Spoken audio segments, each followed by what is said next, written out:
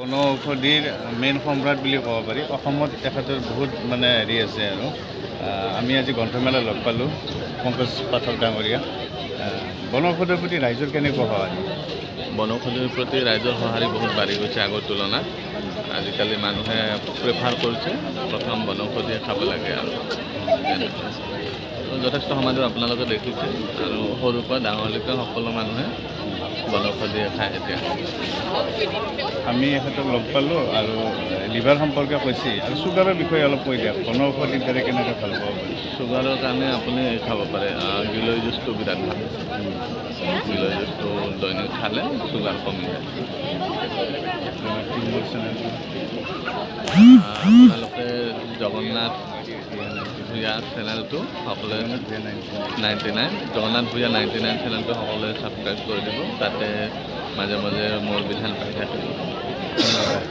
আপোনাক আগতকৈ বহুত মানে বয়স কমা লাগিছে, কাৰণটো কি? নিয়ম নীতি চলি থকা মানুহ আৰু সিহঁতে মই 2 বছৰমান হ'ল মই পিয়'ৰ ভেজিটেৰিয়ান। আমাক নিয়মটো কওকচোন। আমি কি কৰিম? ভেজিটেৰিয়ান। প্ৰথম কথা মই ভেজ নাখাওঁ। এতিয়া নিয়মত চলোঁ। ৰাতিপুৱা উঠি সোনকালে উঠোঁ। মোৰ উঠা টাইমটো 2:30 পৰা 3টাৰ ভিতৰত। উঠি প্ৰথম কাম মই গৰম পানী খাওঁ। তাৰপিছত ভগৱানৰ ধ্যান লৈ পেলাই তাৰপিছত পঢ়া পাতি কামবিলাক কৰোঁ। তাৰপিছত 8টা মানত মই ভাত খাওঁ আৰু দুপৰীয়া হ'লে হ'ল, নহ'লে নাই। গধূলি 6টা মানত ভাত খাই লৈ বঢ়িয়া কৰি সোনকালে 9টা মানত শুই যাওঁ। তাৰপৰা 6টাৰ ভাত নাখায়, গধূলি নাখাওঁ মই, আন্ধাৰ হ'লে একো নাখাওঁ। 6টাত খায়? 6টাৰ আগতে খাওঁ। তাৰপিছত আপুনি আৰু শুয়ে দিয়ে?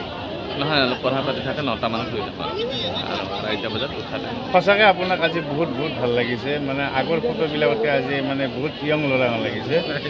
সেইকাৰণে আমি এই টিপছটো আমি চেষ্টা কৰিম, ৰাইজে পাব, এই চেনেলৰ জৰিয়তে পাব। আপোনাৰ উজ্জ্বল ভৱিষ্যত আমি দীৰ্ঘায়ু কামনা কৰিছোঁ। আপুনি বহু বছৰ জীয়াই থাকক আৰু ৰাইজৰ উপকাৰ হওক, এই কামনা কৰিছোঁ। ধন্যবাদ। ধন্যবাদ। দিয়ক, লগ পাম।